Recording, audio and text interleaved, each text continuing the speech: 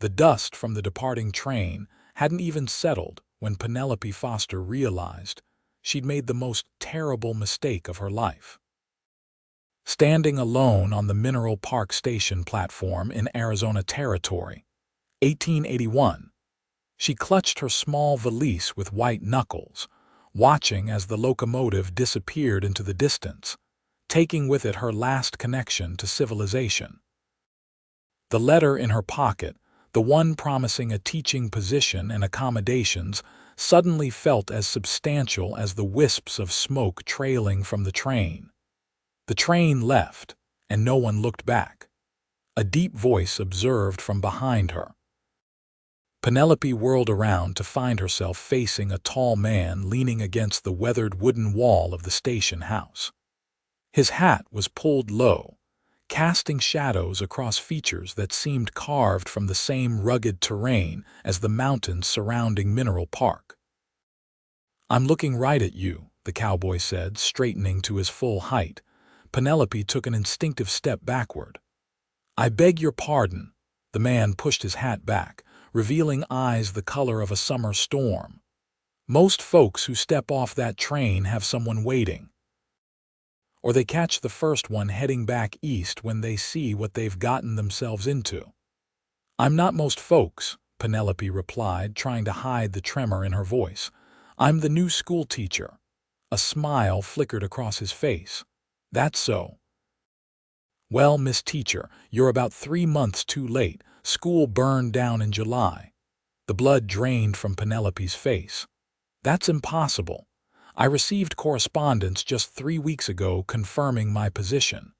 "Mails slow out here," the cowboy said with a shrug. "Name's Kyle Vance. Town marshal." He tipped his hat. "And you'd be—" "Penelope Foster," she managed, her mind reeling. No school, no position, no place to stay. The enormity of her situation crashed down upon her. There must be some mistake. "No mistake, Miss Foster, just bad timing." Marshal Vance studied her for a moment, his gaze lingering on the quality of her traveling suit and the polished leather of her boots. "You've come a long way for nothing." "From Boston," she admitted, her shoulders sagging. "Boston," he repeated with a low whistle. "That's mighty far to come for a school that don't exist anymore." Penelope squared her shoulders. "Well, I can't very well go back. The train is gone." "Indeed it is," Kyle agreed, his expression unreadable. "And it won't be back for another week." "A week?" Penelope exclaimed.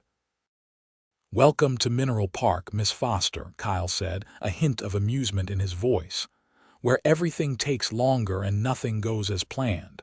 Penelope felt the first real stirring of panic. "Where am I to stay? What am I to do?" Kyle Vance looked at her thoughtfully. "Mrs. Holloway runs a respectable boarding house. She might have a room. As for what you'll do—" He paused. "This town still needs a teacher. Just because the school burned down doesn't mean the children stopped needing an education." A flicker of hope kindled in Penelope's chest.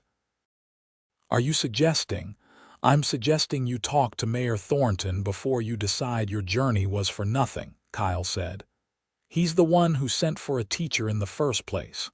Penelope nodded, grateful for any direction. "Thank you, Marshal Vance." "Kyle," he corrected. "Everyone just calls me Kyle." "Thank you, Kyle," she said softly. He reached for her valise. "Let me carry that for you.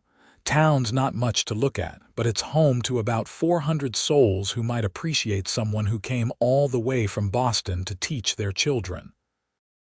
As they stepped off the platform into the dusty Main Street, Penelope felt the weight of curious stares from the few people milling about.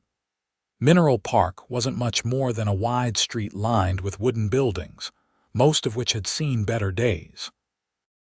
The mountains loomed in the distance, majestic and forbidding. "It's different from Boston, I imagine," Kyle commented as they walked. "Quite," Penelope admitted, "but not without its charms." Kyle laughed, the sound rich and warm. "You're being kind." Most Easterners take one look and head straight back to wherever they came from. "I'm not most Easterners," Penelope replied, echoing his earlier observation. No, Kyle agreed, giving her a sideways glance. I don't believe you are. They continued down the street, Kyle pointing out the various establishments: the general store, the assayer's office, 2 saloons, a small church, and finally, the mayor's office. Mayor's usually in until sundown, Kyle explained. After that, you'll find him at the Silver Nugget, nursing a whiskey and losing at poker. You don't sound particularly impressed with your mayor, Penelope observed. Kyle shrugged. Thornton's not a bad sort, just in over his head. Mineral Park's changing. The mines are producing less each year, and folks are starting to drift away. Hence the desire for a proper school, Penelope surmised, to attract families. Smart as well as pretty, Kyle said, then immediately looked as though he regretted the words. Pardon my forwardness, Miss Foster. Penelope felt a blush rise to her cheeks. No offense taken, Marshal. They reached the mayor's office, a modest building with a freshly painted sign. Kyle set down her valise and knocked firmly on the door. Enter, called a voice from within. Kyle pushed open the door, gesturing for Penelope to go ahead of him. Inside, a portly man with an impressive mustache sat behind a cluttered desk, peering at them over spectacles perched on the end of his nose. Marshal Vance, the mayor acknowledged, then his gaze shifted to Penelope. And who might this be? Penelope Foster, Kyle answered. Your new school teacher. Mayor Thornton's eyes widened. The school teacher. But the school, I've informed Miss Foster about the fire, Kyle interrupted. She still came all the way from Boston based on your letter. The mayor had the grace to look embarrassed. Ah, yes. Well, this is unfortunate timing, Miss Foster. We did indeed request a teacher, but circumstances have changed. Penelope stepped forward. Mayor Thornton, I understand the school building is gone, but surely the children of Mineral Park still deserve an education. I've traveled nearly 2,000 miles to provide one. Thornton tugged at his collar. Yes, well, that's commendable, but without a building, buildings can be rebuilt, Kyle interjected. Or space can be found elsewhere temporarily. The mayor looked between them. The town council allocated funds for a teacher's salary, but that was before the fire. I'm not certain, is the money still available? Penelope pressed. Well, yes, technically, Thornton admitted. Then I propose we use it for its intended purpose, Penelope said firmly. I can teach anywhere: a church, a tent, even outdoors if necessary. What matters are the children. Kyle nodded approvingly. The old Jenkins place at the edge of town is empty. It's not much, but it has a large front room that could serve as a classroom. Mayor Thornton frowned. That place is hardly suitable. It has 4 walls and a roof, Kyle countered, more than some folks have. Penelope sensed the tension between the two men and decided to take a different approach. Mayor Thornton, I don't require much. Just a chance to fulfill the position I was promised. If after a month you find my services unsatisfactory or unnecessary, I'll leave without complaint. The mayor considered her proposal, his fingers drumming on the desk. 1 month, he finally agreed, but you'll have to find your own accommodations. The teachers' quarters were attached to the school. I mentioned Mrs. Holloway's boarding house, Kyle said. Yes, that would be suitable, Thornton nodded. Very well, Miss Foster. You may consider yourself provisionally employed as the school teacher of Mineral Park.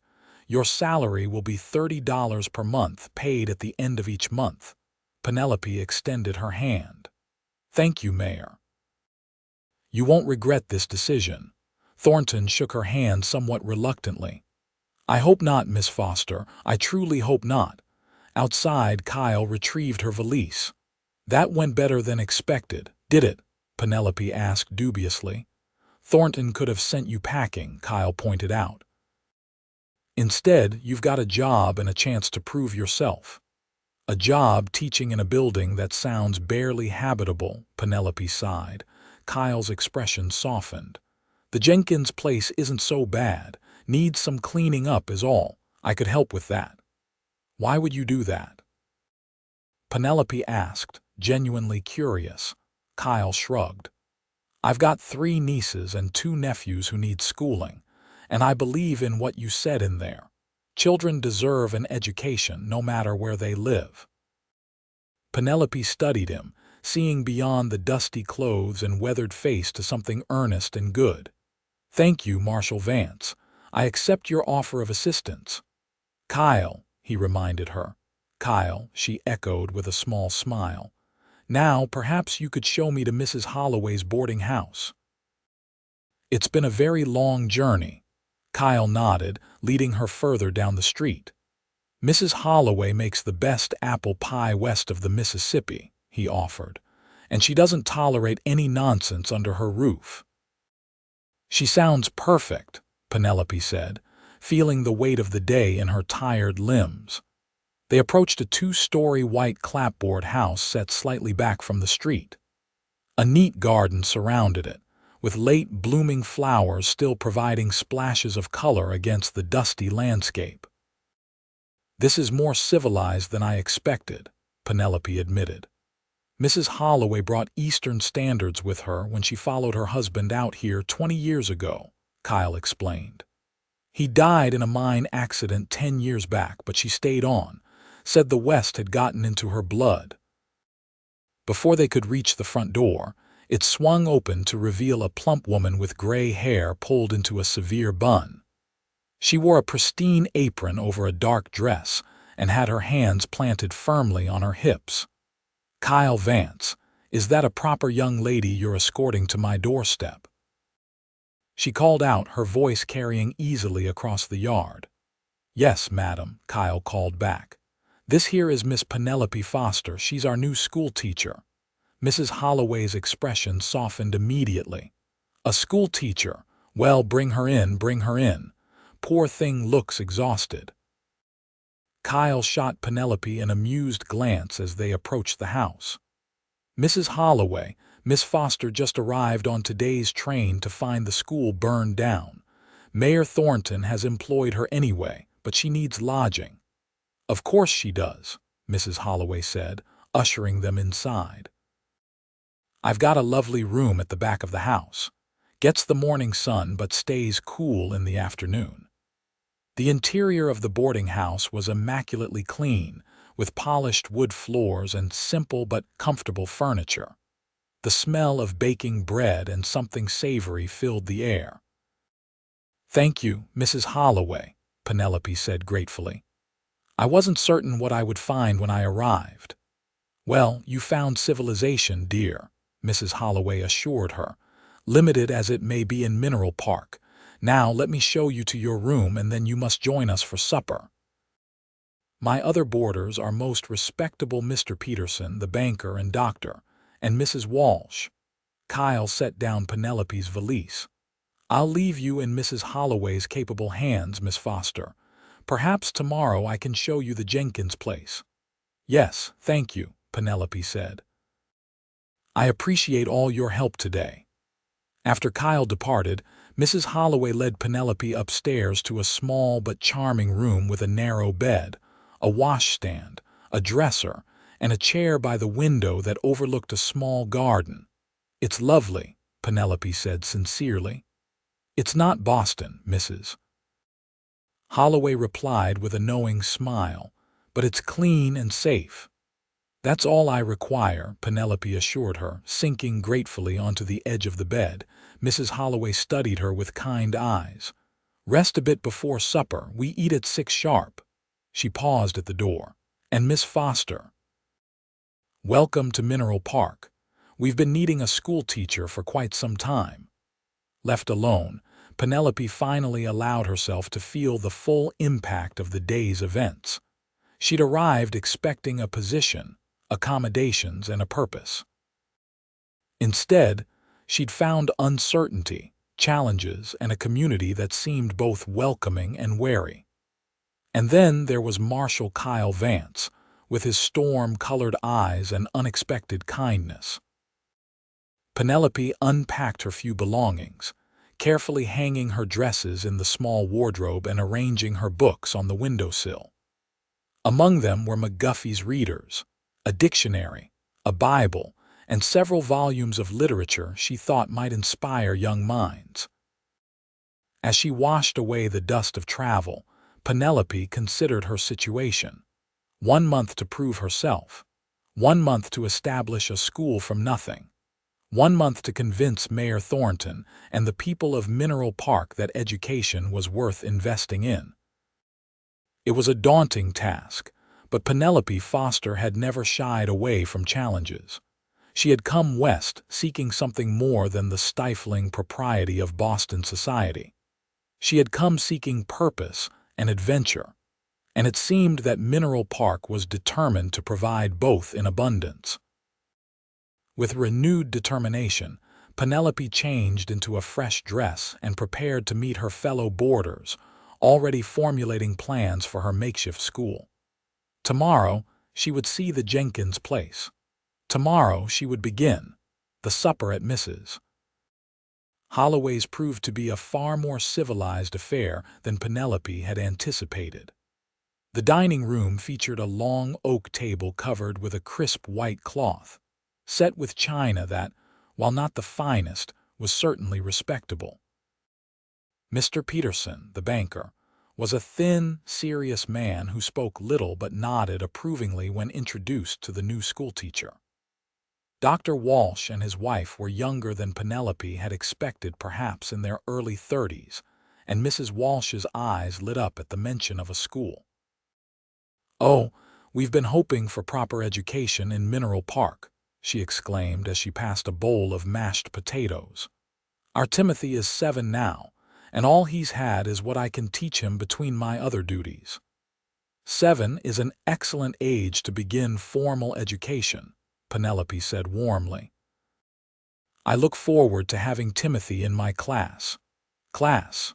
Mr. Peterson raised an eyebrow. "I was under the impression the school burned down." "It did," Penelope acknowledged, "but Mayor Thornton has provisionally approved my employment nonetheless." Marshal Vance suggested using the Jenkins property as a temporary schoolhouse. "The old Jenkins place." Mrs. Walsh looked doubtful. "It's been empty for years. Not exactly suitable for children."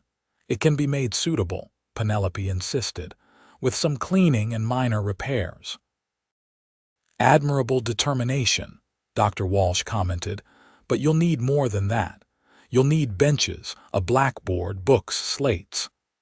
"And parents willing to send their children," Mr. Peterson added.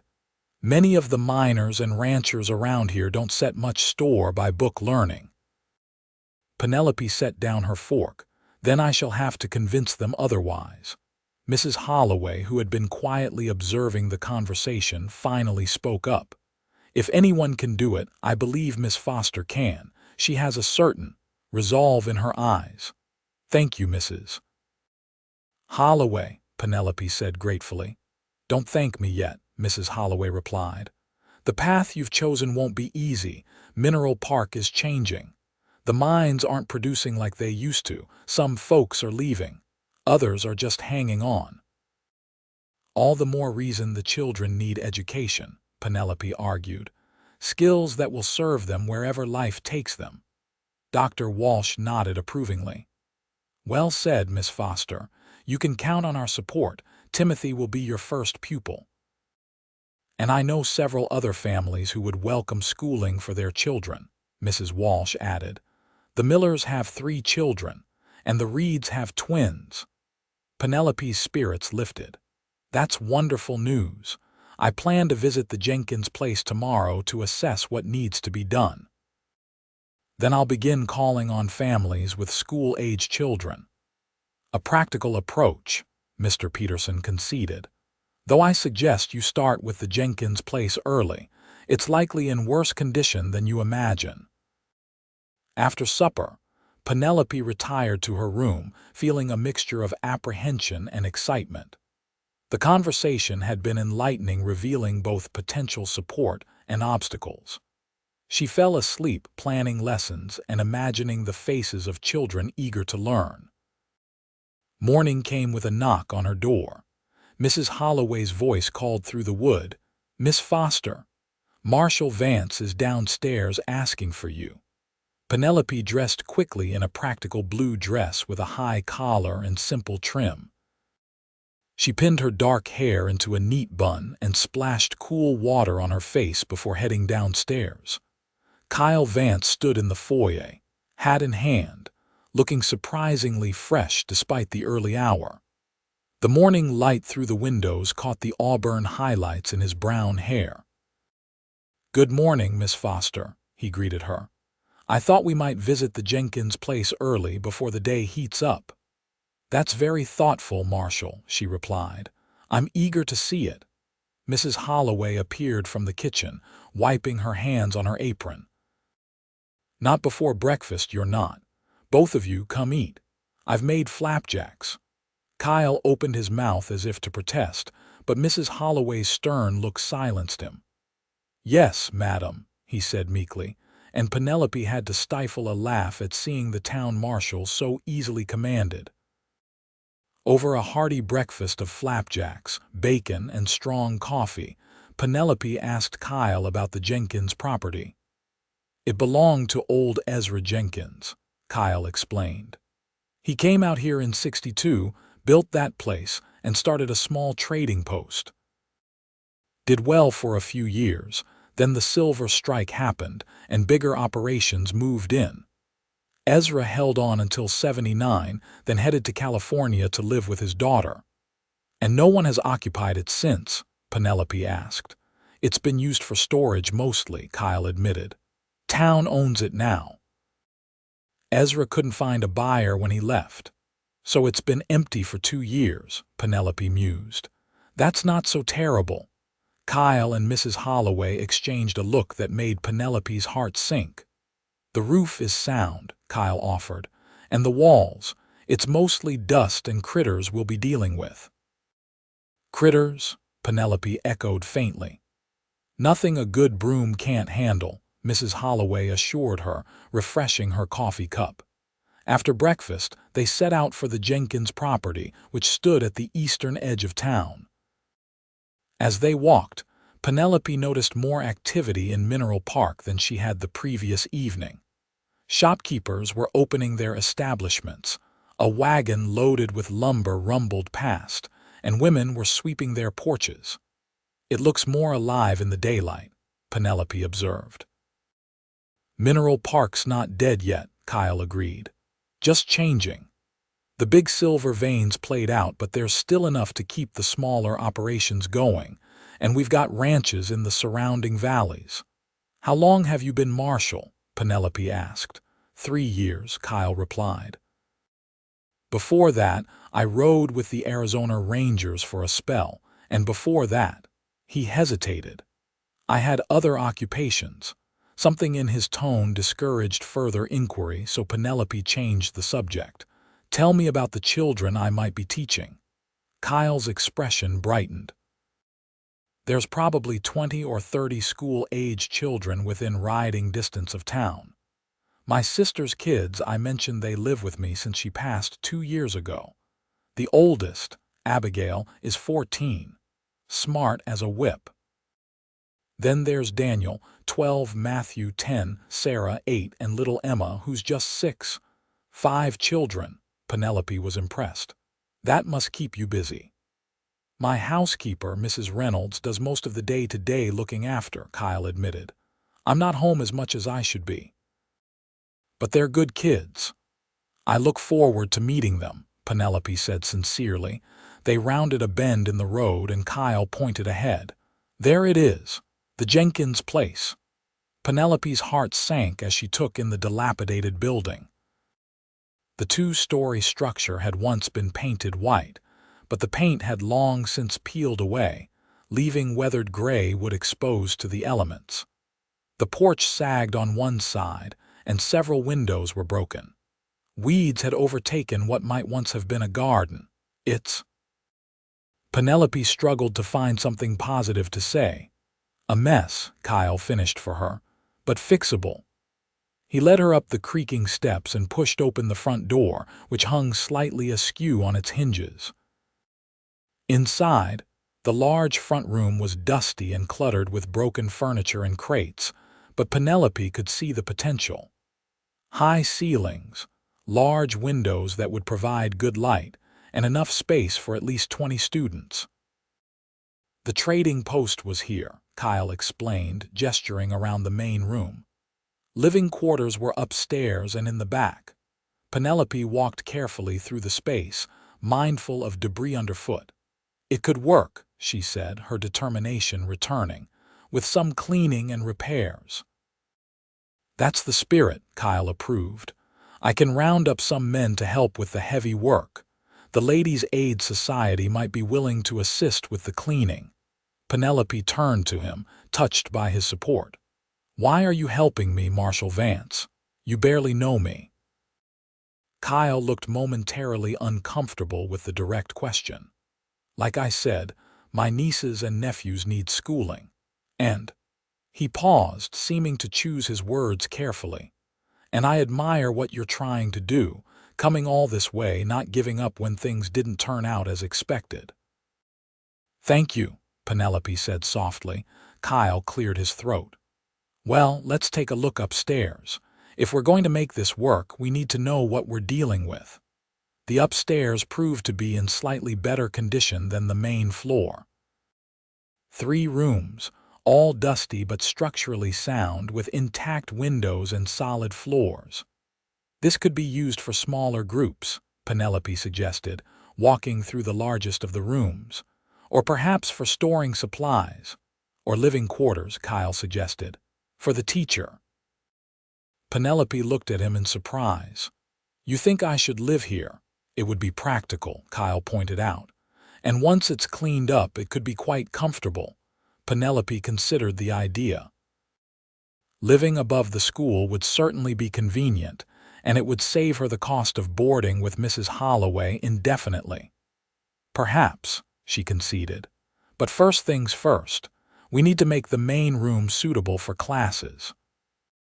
They returned downstairs, and Penelope began making mental lists of what needed to be done. The broken furniture would need to be removed, the floors scrubbed, windows repaired, benches and desks constructed. It's a lot of work, Kyle observed, watching her. Yes, Penelope agreed. But worth doing. Kyle smiled, a genuine smile that transformed his weathered face and made him look years younger. I'll spread the word. We can start tomorrow. Tomorrow, Penelope echoed. So soon. No time like the present, Kyle said. Besides, you've only got a month to prove yourself to Thornton, remember? I remember, Penelope said grimly. Very well, Marshal, tomorrow it is. They left the Jenkins place and walked back toward town. The day had grown warmer, and Penelope was grateful for her parasol. I should call on some of the families with children, she said as they approached the main street. Do you have suggestions on where to start? The Millers live just past the church, Kyle offered. 3 children of school age. Mrs. Miller was a teacher herself before she married, so she'll likely be supportive. Perfect, Penelope nodded.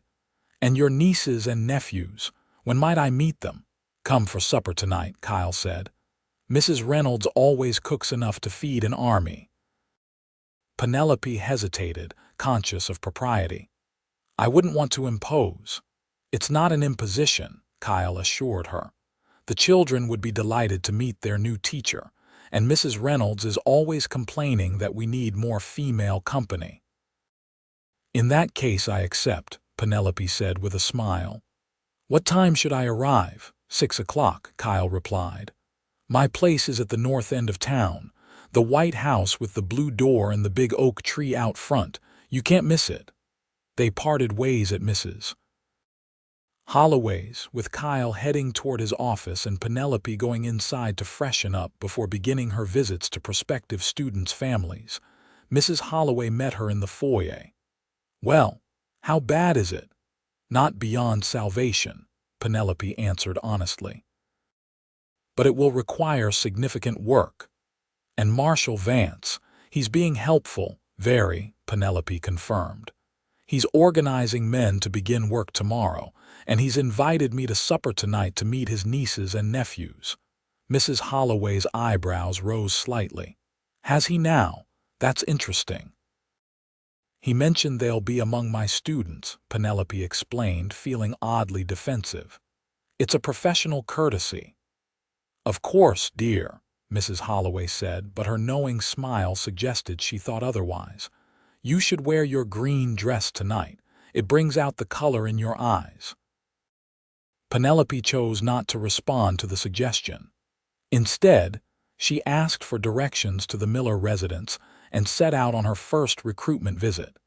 The Millers proved to be exactly as Kyle had described, welcoming and enthusiastic about the prospect of schooling for their children. Mrs. Miller, a gracious woman in her 30s, had indeed been a teacher in St. Louis before marrying and moving west. I've done my best to teach the children, she explained as she served Penelope tea in her modest but comfortable parlor. But with the household to run and my husband's store to help with, I simply don't have enough time. I understand completely, Penelope assured her. I hope to begin classes within a week if we can get the Jenkins place ready. The Jenkins place? Mrs. Miller looked surprised. That's ambitious. It needs work, Penelope acknowledged, but Marshal Vance believes it can be made suitable. If Kyle Vance is involved, it will get done, Mrs. Miller said confidently. He's a man of his word. Penelope spent the rest of the afternoon visiting other families, with varying degrees of success. The Raids, with their 8-year-old twins, were immediately supportive. The Petersons, no relation to the banker, were hesitant until Penelope explained that reading and arithmetic were practical skills that would serve their sons well in any occupation. By late afternoon, she had secured promises for at least 10 students to attend once the school was ready. Returning to Mrs. Holloway's with just enough time to prepare for supper at Kyle's, Penelope found herself inexplicably nervous. She told herself it was merely anticipation at meeting her future students, but deep down, she knew there was more to it. Something about Kyle Vance intrigued her: his quiet confidence, his unexpected kindness, the way his eyes crinkled at the corners when he smiled. Despite her initial resistance, Penelope did choose the green dress. It was one of her nicer garments, with a fitted bodice, modest neckline, and full skirt that swished pleasingly when she walked. She pinned her hair up, but allowed a few tendrils to frame her face, a slight concession to vanity that she immediately felt foolish about. This was a professional meeting, nothing more. The evening air was cooler as Penelope walked toward the north end of town. Mineral Park was quieting down, though the saloons were beginning to come alive with the sounds of piano music and raucous laughter. She quickened her pace, conscious of being a woman alone on the streets at dusk. Kyle's house was exactly as he had described: a well-maintained white clapboard structure with a blue door and a massive oak tree shading the front yard. It was larger than she had expected, with a wide porch wrapping around the front and one side. As she approached, the door flew open and a young girl with braided red hair burst out. "You must be Miss Foster," the child exclaimed. "Uncle Kyle said you were coming. I'm Emma. I'm 6. Are you really going to be our teacher? Can you start tomorrow? I can already read a little bit. Want to hear?" Penelope laughed, charmed by the girl's enthusiasm. "Hello, Emma. Yes, I'm Miss Foster, and I would love to hear you read, but perhaps after supper." "Emma Vance, where are your manners?" A stern voice called from the doorway. A plump, gray-haired woman in a spotless apron stood with her hands on her hips, looking remarkably similar to Mrs. Holloway in demeanor, if not appearance. "Let Miss Foster at least get inside before you start pestering her." "It's no bother," Penelope assured the woman, whom she assumed must be Mrs. Reynolds. "Emma and I were just getting acquainted." "Well, come in, Mrs. Reynolds urged, shooing Emma back inside. "Supper's nearly ready, and the others are waiting to meet you." The interior of Kyle's home was surprisingly comfortable and well-appointed. The front parlor featured sturdy, polished furniture, colorful rugs, and bookshelves filled with volumes that immediately caught Penelope's interest. Framed photographs and children's drawings adorned the walls, giving the space a lived-in, family feeling that Penelope hadn't expected from the town marshal. In the parlor, 3 more children stood in a neat row, clearly having been instructed to be on their best behavior. A tall girl who must have been Abigail, with the same auburn-tinged brown hair as her uncle. 2 boys who looked remarkably alike despite their age difference, and another girl who hid partially behind her older sister. Kyle himself stood behind them, looking somewhat uncomfortable in clean trousers and a pressed shirt, his usual hat nowhere to be seen.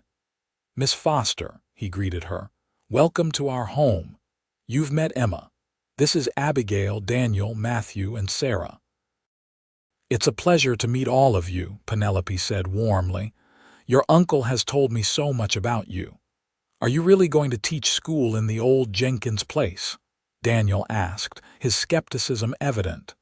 "That's the plan," Penelope confirmed. "With some help, I think it will make a fine schoolhouse." Uncle Kyle said we're going to help clean it up tomorrow," Matthew volunteered. Penelope noticed the slip but chose not to comment on it. "That's right. Many hands make light work, as they say." "I can sweep really good," Sarah offered shyly. "I'm sure you can," Penelope smiled at her. "I'll need all the help I can get." Mrs. Reynolds appeared in the doorway. "Supper's on the table. Wash up, children, and mind your manners." The meal was delicious roast beef, potatoes, fresh bread, and vegetables from Mrs. Reynolds's garden. The children, after initial shyness, bombarded Penelope with questions about Boston, her journey west, and what they would learn in school. "Will we learn about dinosaurs?" Matthew wanted to know. "I read about them in a magazine." "And poetry?" Abigail asked hopefully. "And how to make things explode," Daniel added with alarming enthusiasm. "Daniel," Kyle said warningly. "What? It's science, isn't it?" The boy defended himself. Penelope laughed. "We'll cover many subjects: reading, writing, arithmetic, history, geography, and yes, some science. Though perhaps not the explosive kind, Daniel." Throughout the meal, Penelope was conscious of Kyle watching her interactions with the children. He spoke little, but his expression was thoughtful, and occasionally she caught him smiling at something she said. After the meal, Emma insisted on demonstrating her reading skills, proudly working her way through a simple primer while the others listened patiently. When she finished, everyone applauded and the little girl beamed with pride. "You read very well for your age, Emma," Penelope praised her. "You'll be reading chapter books in no time." As the evening grew late, Mrs. Reynolds herded the younger children upstairs to bed, with Abigail following to help. This left Penelope and Kyle alone in the parlor, a fact that suddenly made Penelope acutely aware of propriety. "I should be going," she said, rising from her chair. "It's getting late, and tomorrow will be a busy day." "Let me walk you back to Mrs. Holloway's," Kyle offered, standing as well. "That's not necessary," Penelope protested. "It's not far. It's dark," Kyle pointed out. "And while Mineral Park isn't as rough as some towns, it's still no place for a lady to walk alone at night." Penelope conceded the point. "Very well, thank you." They walked in companionable silence for a few minutes, the moon providing enough light to see their way. The saloons were in full swing now, but the rest of the town was quiet. "Your nieces and nephews are wonderful children," Penelope said eventually. "You must be very proud of them." "I am," Kyle agreed. "Though I can't take much credit. My sister raised them right, and Mrs. Reynolds has done most of the work since they came to live with me." Matthew called you Pa at one point, Penelope observed. He corrected himself quickly. Kyle sighed. Yes, the younger ones especially. They've started to see me that way. It's natural, I suppose. Their real father left when Emma was just a baby. Rachel, my sister, raised them alone until she got sick. That must have been difficult for all of you, Penelope said softly. It was, Kyle admitted. Still is sometimes. I never planned on being responsible for 5 children, but here we are. You're doing a wonderful job, Penelope assured him. They're happy, well-mannered, and clearly loved. Kyle looked at her, his expression unreadable in the moonlight. Thank you for saying that. It means more than you might think. They reached Mrs. Holloway's boarding house too soon for Penelope's liking. Light still shone from the parlor window. Thank you for a lovely evening, Penelope said as they stopped at the gate, and for introducing me to the children. It was my pleasure, Kyle replied. I'll see you tomorrow at the Jenkins place. 8 o'clock. 8 o'clock, Penelope confirmed.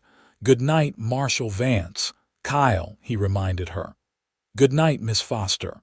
Penelope, she offered with a small smile. If we're to be working together, you should call me Penelope. Penelope, he repeated, and something in the way he said her name sent a strange flutter through her chest. Sleep well. She watched him walk away before entering the boarding house, where Mrs. Holloway was waiting in the parlor, pretending to knit but clearly having been watching for her return. Did you have a pleasant evening, dear? She asked innocently. Very pleasant, Penelope replied, unwilling to provide the details Mrs. Holloway was obviously fishing for. The children are delightful. And the marshal, Mrs. Holloway pressed. Was he delightful as well? Penelope felt herself blushing. Marshal Vance was a perfect gentleman and gracious host. Mrs. Holloway smiled knowingly. I'm sure he was. He's a good man, our marshal. Been through a lot, raised those children when he didn't have to. Yes, he mentioned his sister's passing, Penelope said. And did he mention his wife? Mrs. Holloway asked casually. Penelope's heart seemed to stop for a moment. His wife? No, I assumed he wasn't married. He isn't, Mrs. Holloway clarified. Not anymore. She died 6 years ago, childbirth. The baby, too.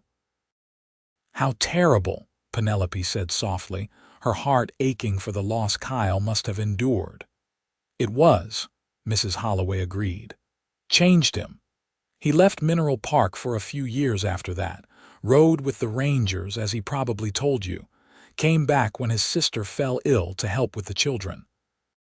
Then she passed, and he stayed on, became marshal. Penelope absorbed this information, understanding better now the shadows she sometimes saw in Kyle's eyes, the reason for his solitary life despite his obvious capacity for love, as evidenced by his devotion to his nieces and nephews. Thank you for telling me, Penelope said. I wouldn't have wanted to say something inadvertently hurtful.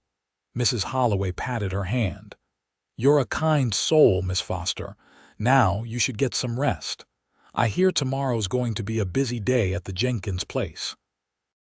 The next morning dawned clear and cool, perfect weather for the labor ahead. Penelope dressed in her plainest dress, one she wouldn't mind getting dirty, and tied a kerchief over her hair. Mrs. Holloway provided her with a substantial breakfast and packed a basket of food for the workers. When Penelope arrived at the Jenkins place at 8 o'clock, she was astonished to find activity already well underway. At least a dozen men, including Kyle, were clearing debris from the main room.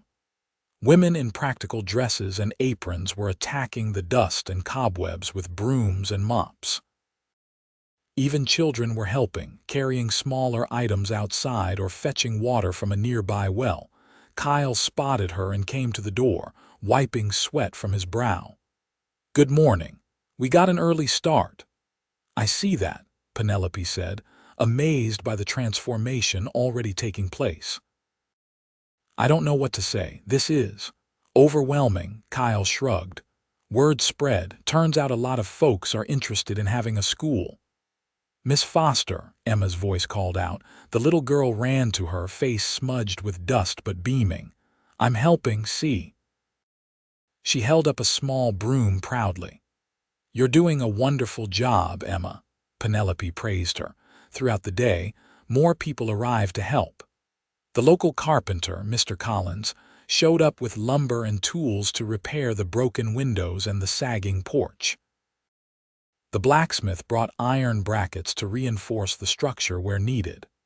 Women from the Ladies' Aid Society appeared with washboards, soap, and seemingly endless energy for scrubbing. Penelope worked alongside them, her hands soon raw from scrubbing and her dress covered in dust. But as the hours passed, the Jenkins place began to transform. By mid-afternoon, the main room was cleared of debris, the floors scrubbed and the windows repaired. We'll need desks and benches, Penelope said to Kyle as they paused for water. Already arranged, he assured her.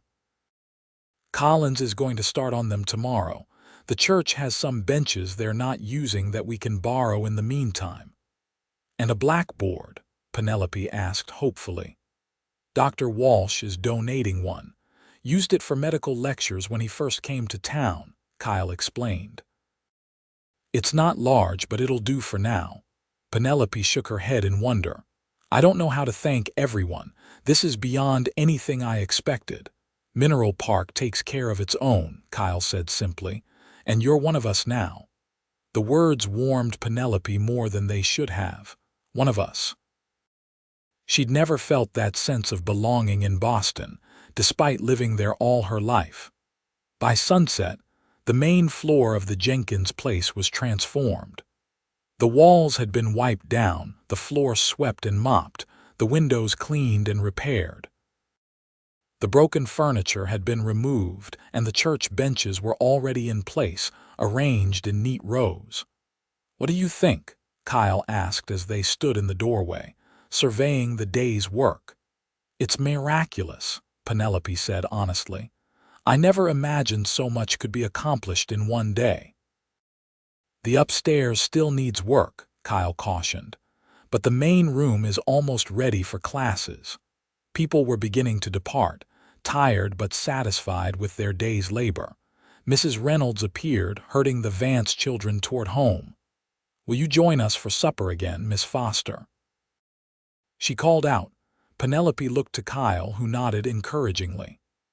Yes, thank you, Mrs. Reynolds. I'd be delighted. After another pleasant meal with Kyle and the children, during which plans for the school were enthusiastically discussed, Kyle once again walked Penelope back to Mrs. Holloway's. I've been thinking about the upstairs rooms, Penelope said as they walked. If I'm to live there eventually, I'd like to contribute to the repairs and furnishings. That's not necessary, Kyle began. It is, Penelope insisted. Everyone has been so generous, I want to do my part. Kyle considered this. Fair enough. What did you have in mind? I brought some money with me, Penelope explained. Not a great deal, but enough to purchase proper bedding, curtains, perhaps a desk and chair for my personal use. Collins could build you a desk, Kyle offered, and Mrs. Peterson, the banker's wife, mentioned she has some furniture stored that she'd be willing to part with. That would be wonderful, Penelope said gratefully. They walked in silence for a moment. Then Penelope gathered her courage to ask the question that had been on her mind since her conversation with Mrs. Holloway. Kyle, she began hesitantly, I hope you won't think me intrusive, but Mrs. Holloway mentioned. She told me about your wife. Kyle's steps faltered slightly, but he quickly recovered. Did she? I'm so sorry for your loss, Penelope said softly. Kyle was quiet for so long that Penelope feared she had overstepped. Finally, he spoke, his voice low. Her name was Catherine. We were married for less than a year when she died. She would have been 22. How terrible, Penelope said, her heart aching for him.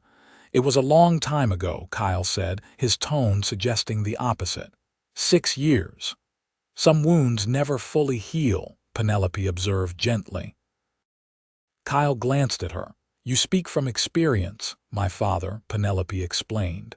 He died when I was 16, typhoid fever. My mother never recovered from the loss.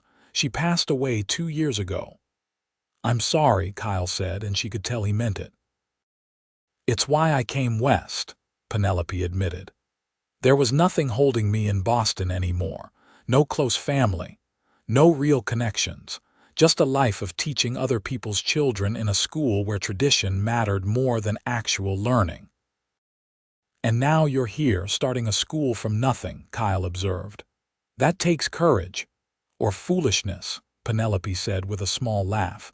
They reached Mrs. Holloway's gate and Kyle turned to face her. Not foolishness, he said seriously. Courage. Don't let anyone tell you otherwise. Something in his eyes, in the intensity of his gaze, made Penelope's breath catch. Thank you, she managed. Good night, Penelope, Kyle said softly. Good night, Kyle, she replied, suddenly reluctant to end their conversation.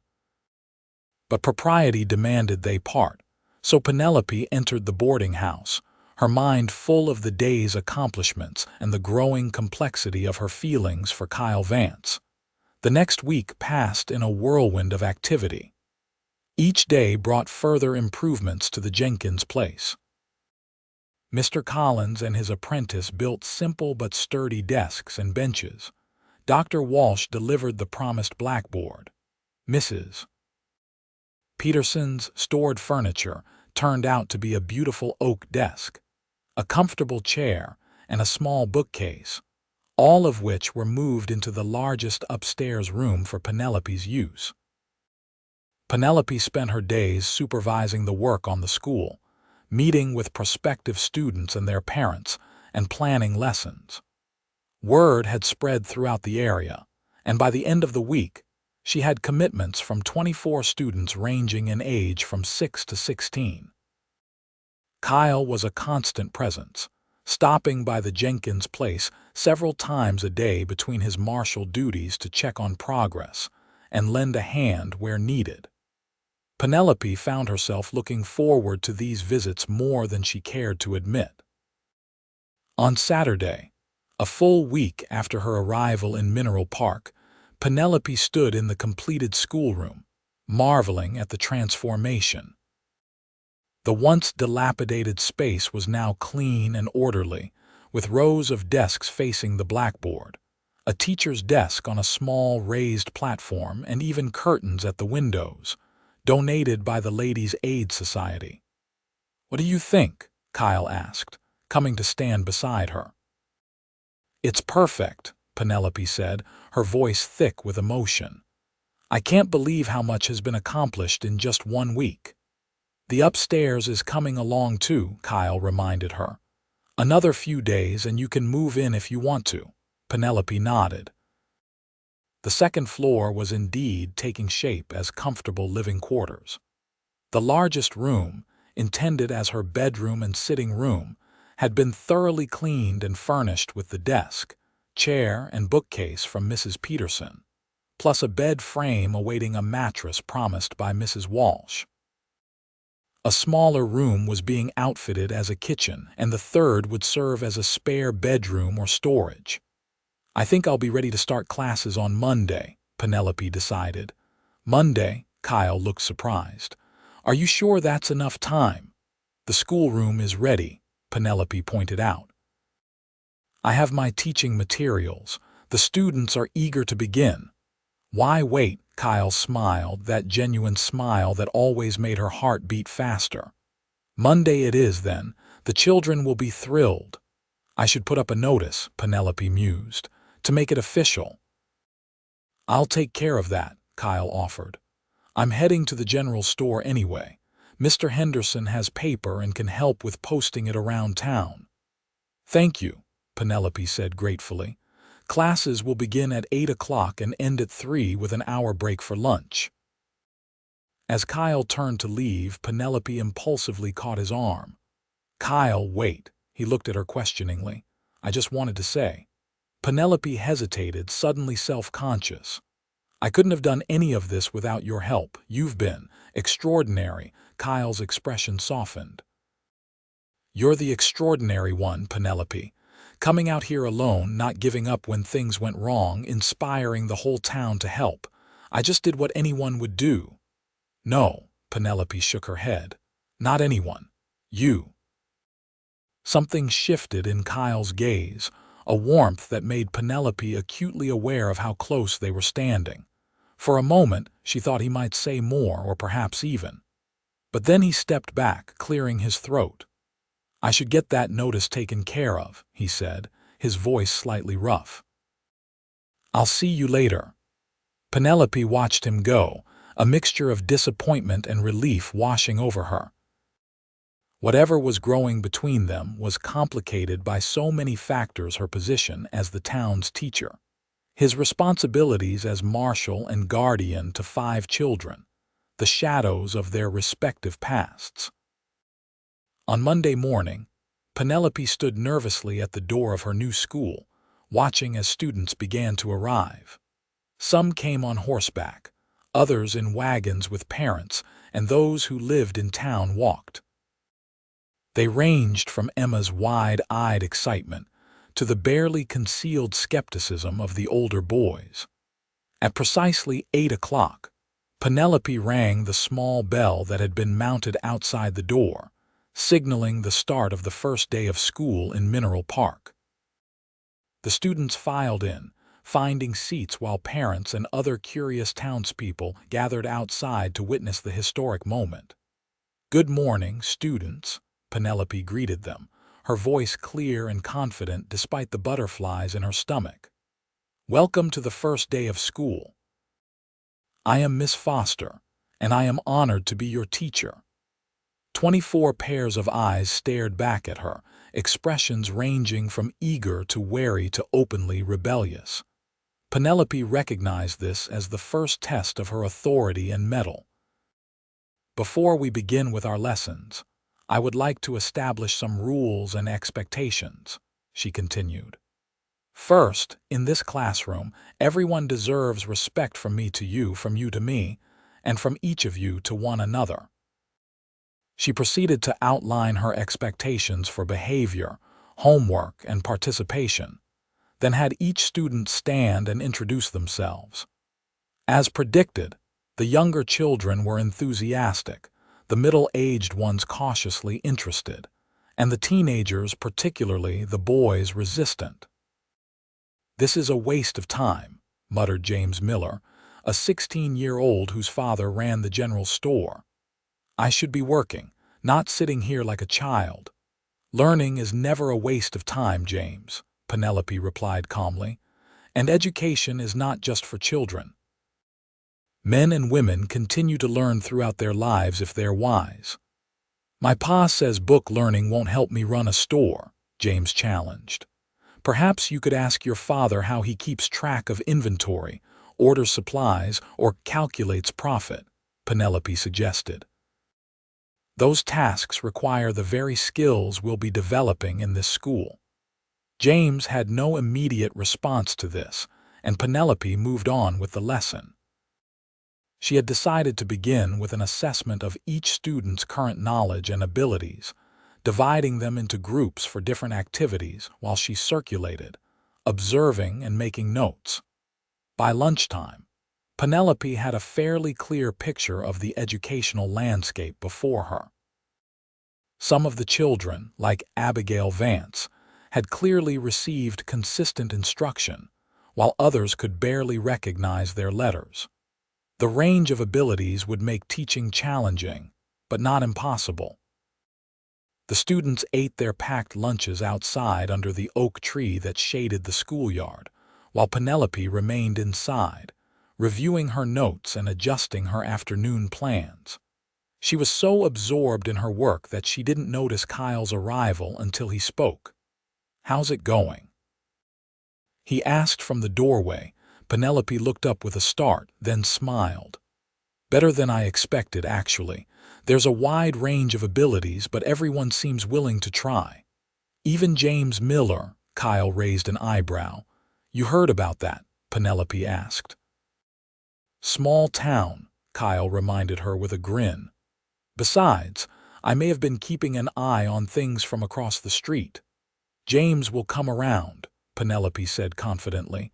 He's bright, just skeptical of the value of education. If anyone can convince him, it's you, Kyle said. His tone was light, but his eyes held that warmth that always made Penelope's heart beat faster. Was there something you needed? She asked, suddenly conscious of being alone with him. Just checking in, Kyle said, and I brought you this. He held out a small package wrapped in brown paper. A little something to commemorate your first day of school. Penelope accepted the package with surprise. You didn't have to do that. I wanted to, Kyle said simply. Penelope unwrapped the gift carefully. Inside was a small brass bell, much like the one outside but sized to fit on her desk. It was polished to a high shine and had a pleasantly musical tone when she rang it experimentally. It's beautiful, she said, genuinely touched. Thank you. Every proper teacher needs a bell, Kyle said with a smile. At least, that's what Abigail tells me. It's perfect, Penelope assured him, placing the bell on her desk. The afternoon bell rang outside, signaling the end of the lunch break. Kyle tipped his hat. I'll let you get back to your teaching, Miss Foster. Thank you again for the gift, Marshal Vance, Penelope replied, matching his formal tone with a smile. The afternoon session went as smoothly as could be expected for a first day. Even James Miller participated in the arithmetic lesson, his initial resistance softening when Penelope framed the problems in terms of store inventory and profit calculations. By 3 o'clock, when the final bell rang, Penelope was exhausted but exhilarated. The students filed out, some lingering to ask questions or simply to tell her they were looking forward to tomorrow. Abigail Vance was the last to leave. Miss Foster, she said hesitantly, I was wondering if you might need help sometimes. With the younger children, I mean. I used to help my mother teach my brothers and sisters. Penelope smiled warmly at the girl. I would appreciate that very much, Abigail. Teaching across so many ages and abilities is challenging. Abigail beamed. Thank you, Miss Foster. I'll see you tomorrow. After all the students had gone, Penelope sat at her desk, reviewing the day and making plans for tomorrow. Her thoughts kept returning to Kyle's thoughtful gift and the way his eyes had looked when he gave it to her. The next 2 weeks established a rhythm to Penelope's days. Mornings and afternoons were filled with teaching, evenings with lesson preparation and grading. The upstairs rooms at the Jenkins place were finally completed, and Penelope moved in on the second Saturday after her arrival in Mineral Park, grateful for the privacy and convenience, though she missed Mrs. Holloway's cooking and company. Kyle continued to stop by the school regularly, sometimes with official town business as his excuse, other times openly checking on his nieces and nephews. But Penelope noticed he always seemed to find a moment to speak with her alone, even if just briefly. Word of the school's success spread, and by the 3rd week, Penelope had 30 students, requiring Mr. Collins to build additional desks. Mayor Thornton, who had been noticeably absent from all school activities, finally paid a visit at the end of the 3rd week. Miss Foster, he greeted her after the students had been dismissed. I see you've been busy. Good afternoon, Mayor Thornton, Penelope replied coolly. Yes, we've made considerable progress. Thornton walked around the classroom, inspecting the desks, the blackboard, the books neatly arranged on shelves along one wall. This is quite impressive, he admitted reluctantly. Thank you, Penelope said, sensing there was more to his visit than a simple inspection. The town council met last night, Thornton continued. There was some discussion about your probationary period. Penelope tensed. I believe I have another week before that expires. Yes, well, Thornton cleared his throat. The council has decided to extend your position indefinitely. The school appears to be a success, and the parents are satisfied with your instruction. Relief and pride washed over Penelope. I'm pleased to hear that, Mayor. The children are working hard and the community support has been invaluable. Yes, well, Thornton repeated, looking uncomfortable. There's also the matter of a proper school building. The council has allocated funds for construction to begin in the spring. That's wonderful news, Penelope said sincerely, but I've become rather fond of this place. The new school will include proper living quarters for the teacher, Thornton added, and a library.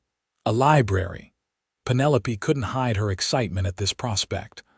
Marshal Vance was quite insistent on that point, Thornton said with a hint of disapproval.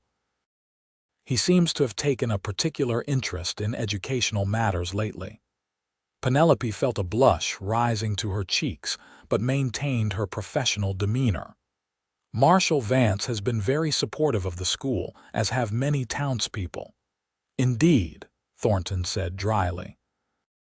Well, I'll leave you to your work, Miss Foster. Good day. After the mayor left, Penelope sat at her desk, absorbing the news. Her position was secure. A proper school building was planned. She had succeeded beyond her wildest expectations in just 3 weeks, and Kyle had advocated for a library. The thought warmed her heart in a way that had nothing to do with professional satisfaction. As if conjured by her thoughts, Kyle appeared in the doorway. I saw Thornton leaving. Everything all right, Penelope smiled. Better than all right. The town council has extended my position indefinitely, and they're planning to build a proper school in the spring. With a library. Kyle's face broke into a wide grin. That's wonderful news. Though I'm not surprised. The parents can't stop talking about how much their children are learning. Thornton mentioned you were insistent about the library, Penelope said, watching his reaction. Kyle looked slightly embarrassed. I might have made a few suggestions. Thank you, Penelope said simply, for believing in this, in me. You made it easy to believe, Kyle replied, his eyes holding hers. The moment stretched between them, filled with unspoken thoughts and feelings. Then Kyle seemed to remember something. I actually came with a purpose, he said, breaking the spell. Mrs. Reynolds is insisting you join us for Sunday dinner tomorrow. The children miss seeing you now that you've moved out of Mrs. Holloway's. I'd love to, Penelope accepted immediately. I miss them too. Good, Kyle nodded. That's good. Noon then. I'll be there, Penelope promised. Sunday dinner at the Vance household became a regular event over the following weeks.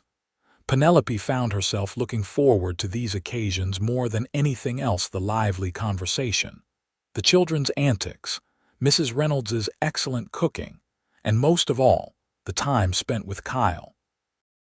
As autumn deepened, bringing cooler temperatures and occasional rain, the routine of school days and Sunday dinners established a sense of belonging that Penelope had never experienced before. She found herself thinking of Mineral Park as home, and its inhabitants, particularly the Vances, as family. One Sunday in late October, as Kyle walked her back to the schoolhouse after dinner, Penelope noticed he seemed preoccupied. Is something troubling you? She asked gently. Kyle hesitated before responding. Halloween is next week. Yes, Penelope agreed, puzzled by his somber tone. It's Catherine's birthday, he explained quietly.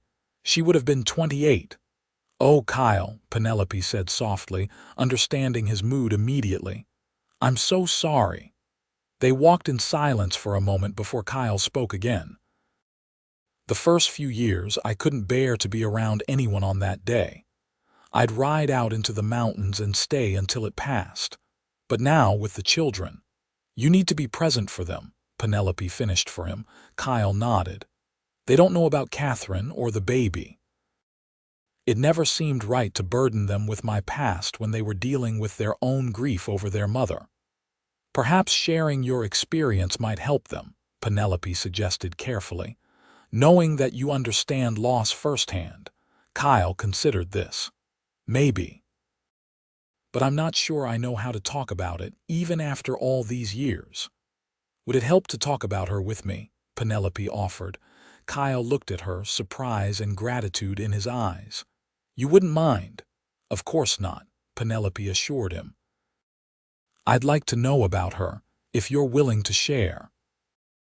So as they walked slowly in the gathering twilight, Kyle told Penelope about Catherine, how they'd met when he was a young deputy and she was new to town, working at the milliner's shop. How she'd loved to sing and knew the words to countless songs. How her laugh could light up a room. She was fearless, Kyle said, a hint of wonder still in his voice. When I asked her to marry me, she didn't hesitate, even though my salary was barely enough to live on. She said we'd make it work together. She sounds remarkable, Penelope said sincerely. She was, Kyle agreed. When she told me we were going to have a baby, she was so happy. We both were. We had it all planned out. I'd build a cradle, she'd sew tiny clothes. We even picked out names. His voice broke slightly, and Penelope gently touched his arm, offering silent support. The doctor said it was a difficult birth, Kyle continued after a moment. I wasn't allowed in the room. I just kept hearing her crying out, and then silence. The doctor came out and told me they were gone. Both of them, just like that. I can't imagine how devastating that must have been, Penelope said, her heart aching for his loss. I wasn't myself for a long time afterward, Kyle admitted. I left Mineral Park, tried to outrun the memories, joined the Rangers, took the most dangerous assignments. Part of me didn't care if I lived or died. What changed? Penelope asked softly. Rachel, my sister, she wrote to me when she got sick. Asked me to come help with the children, Kyle explained.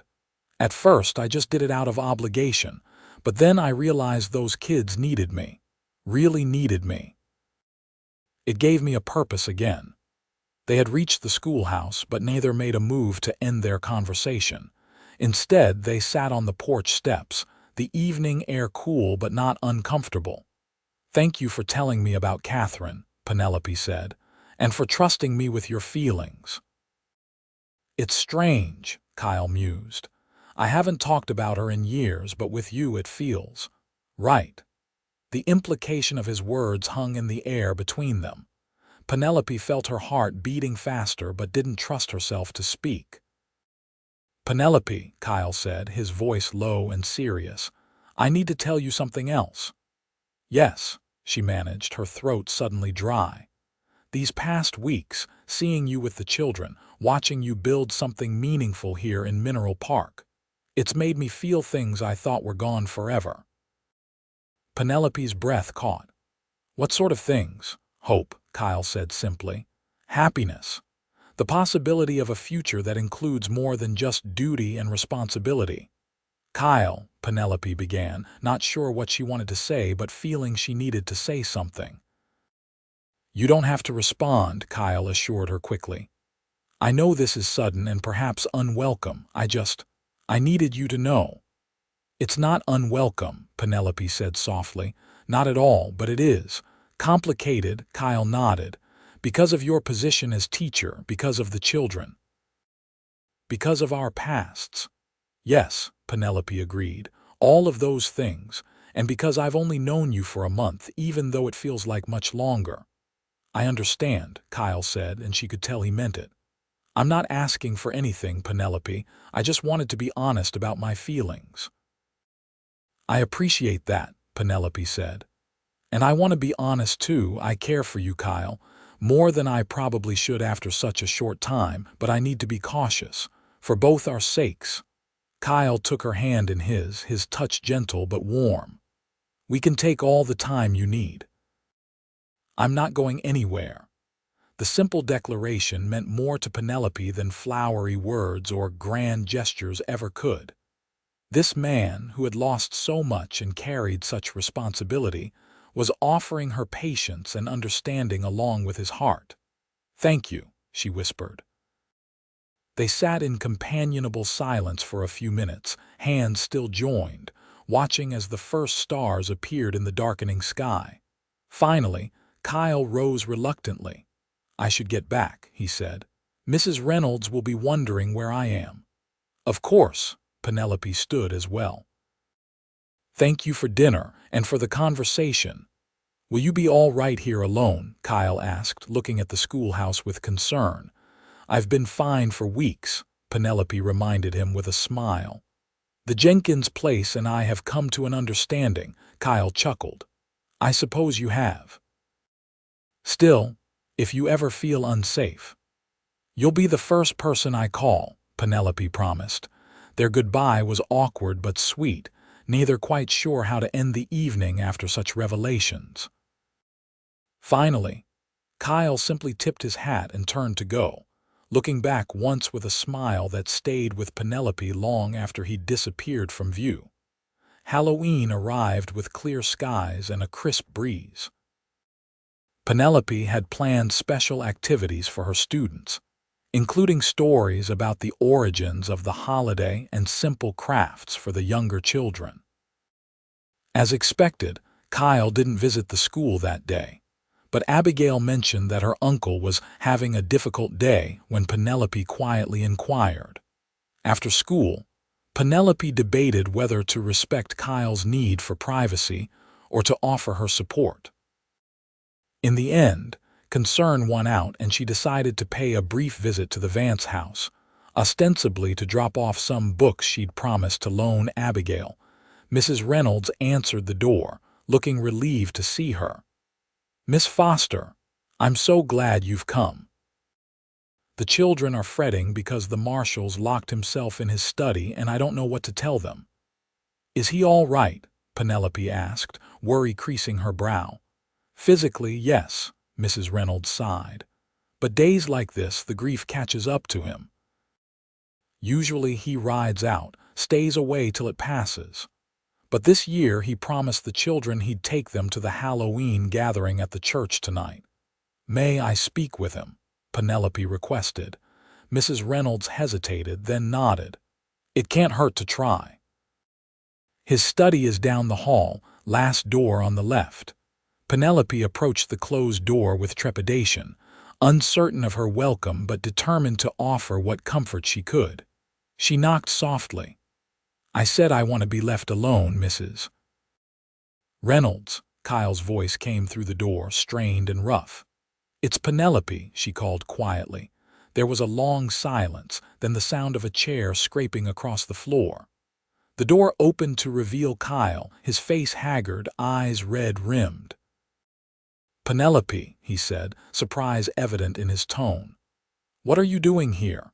"I came to bring some books for Abigail," she explained, holding up the volumes. "But I really came to see how you were doing." Kyle sighed, running a hand through his already disheveled hair. "I've been better," he admitted, "but I've also been worse." "May I come in?" Penelope asked gently. Kyle hesitated, then stepped back, allowing her into the small room that served as his study. It was simply furnished with a desk, bookshelves, and a comfortable-looking chair. Papers were scattered across the desk, and a glass of amber liquid sat half-empty beside them. "I'm sorry for intruding," Penelope said, setting the books aside. "I was concerned about you." "You don't need to be," Kyle said, but his tone lacked conviction. "This is just something I go through every year." "Grief doesn't follow a schedule," Penelope observed. "My mother used to say it comes in waves. Sometimes you can see them coming, other times they crash over you unexpectedly." Kyle nodded, sinking back into his chair. "That's a good way to put it." "The children are worried," Penelope said carefully. "Mrs. Reynolds said you promised to take them to the church gathering tonight." "I know," Kyle sighed. "I shouldn't have made that promise, but they were so excited and I thought this year would be different. That somehow I'd be stronger."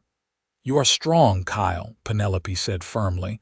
"Carrying grief doesn't make you weak, it makes you human." Kyle looked at her with something like wonder in his eyes. How do you always know the right thing to say? I don't, Penelope admitted with a small smile.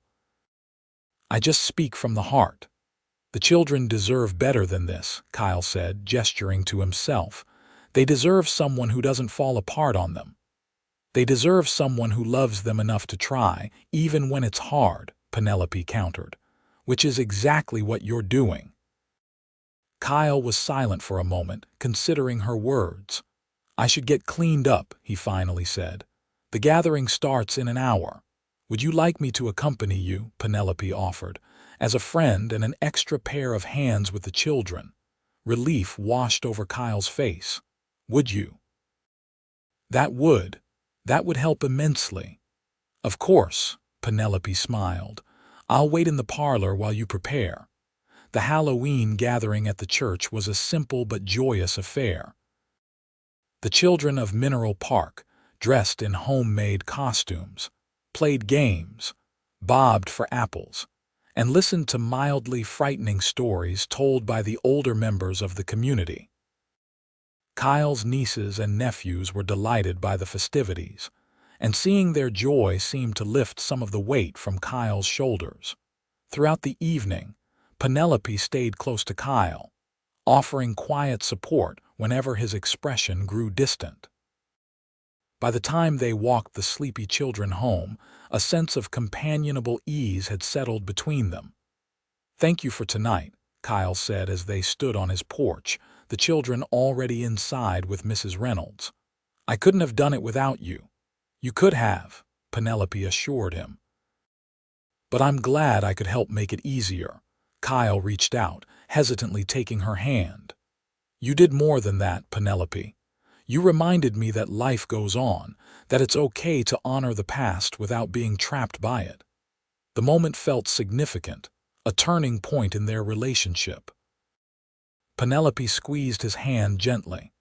Catherine will always be part of your story, Kyle, as she should be, but she wouldn't want grief to be the only chapter you write. No, Kyle agreed softly. She wouldn't. Their parting that night was different from before.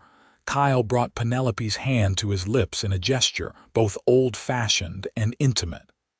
The touch of his lips on her skin sent a thrill through her that lingered long into the night.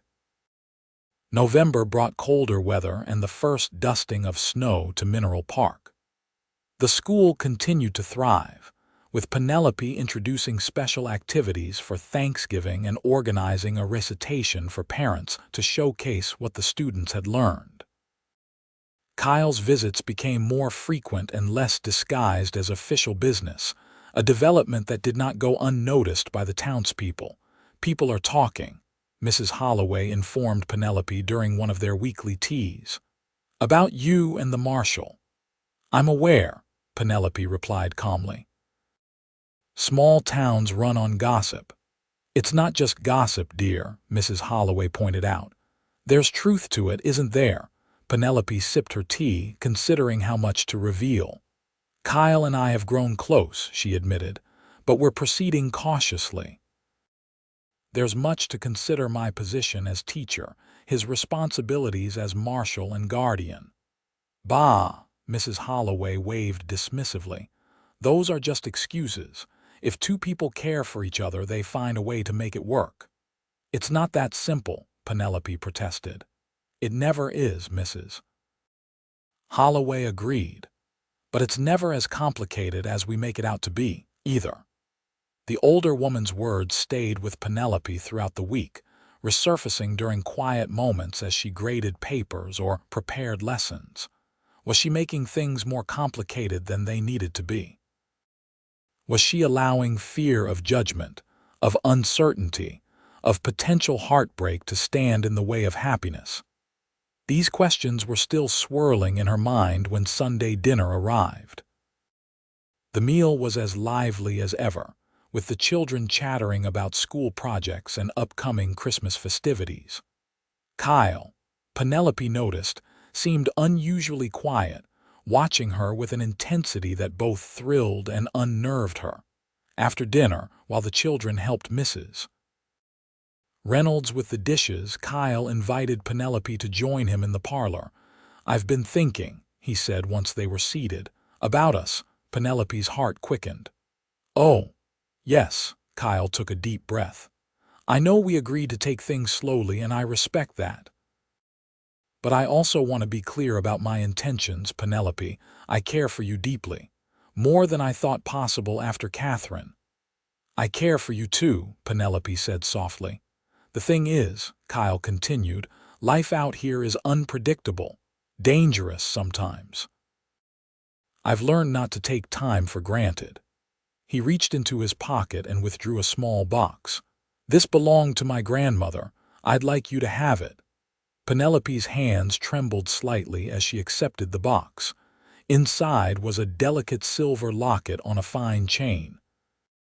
It's beautiful, she breathed. Open it, Kyle urged. Inside the locket was a tiny photograph of Kyle with all 5 children, their faces crowded together in a joyful tableau.